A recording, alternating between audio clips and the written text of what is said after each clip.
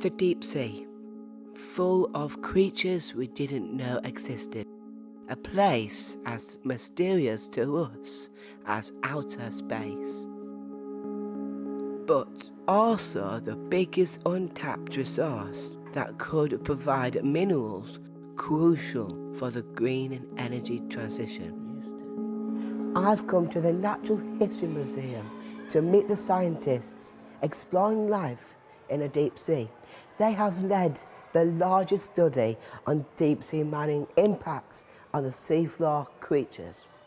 This is deep sea sediment that was collected from about 4,500 metres in the middle of the Pacific Ocean. So this is home to a huge diversity of animals. Wow, they are so small. Most of the diversity there is in these really small animals that we call macrofauna.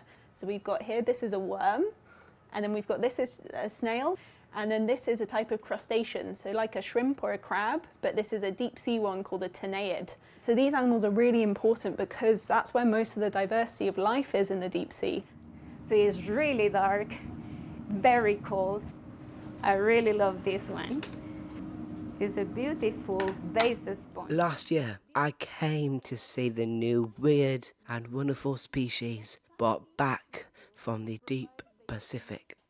These areas contain rock-like nodules full of essential metals and minerals that people want to mine. Today, a study is published showing just what happens to the macrofauna when test mining takes place. We found a really significant impact in the direct path of the mining machine, so nearly 40% of the animals weren't there anymore, and there was a 30% loss in the number of species too. So that was quite a big impact on these communities. And also when the machine moves along the sediment, it creates a big plume of sediment out the back of it, and this then settles onto the seafloor somewhere else. And what we found was the number of animals wasn't actually any lower, so that impact wasn't too bad. But ideally, we want to look longer term to see if this is true over a longer period of time. One of the largest mining companies hoping to operate in the deep sea provided the machines for the research.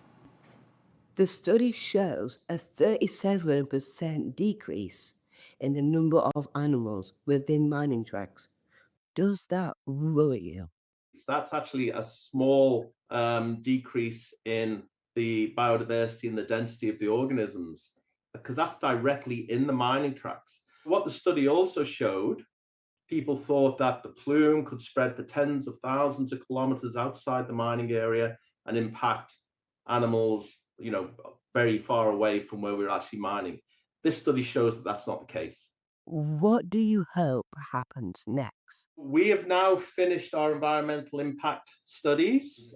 I can tell you that those impacts are significantly lower than what's happening on land. We absolutely need to move forward with the green transition, so move away from fossil fuels and move into green technology to address the climate crisis. We simply cannot wait any longer. The world has yet to agree to deep sea mining in international waters, but the US has never signed up to the UN Convention on the Law of the Sea. And earlier this year, President Trump signed an executive order to push ahead with deep sea mining licenses regardless. We're at a critical juncture in policy decisions on deep sea minerals.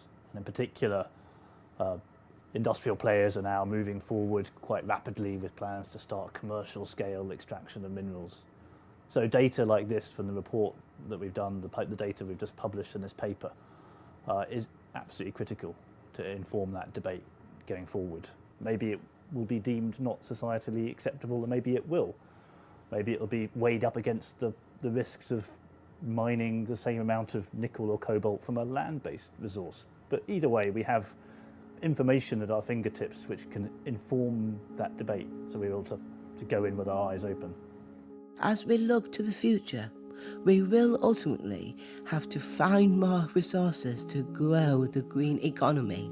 The question is whether the deep sea remains out of bounds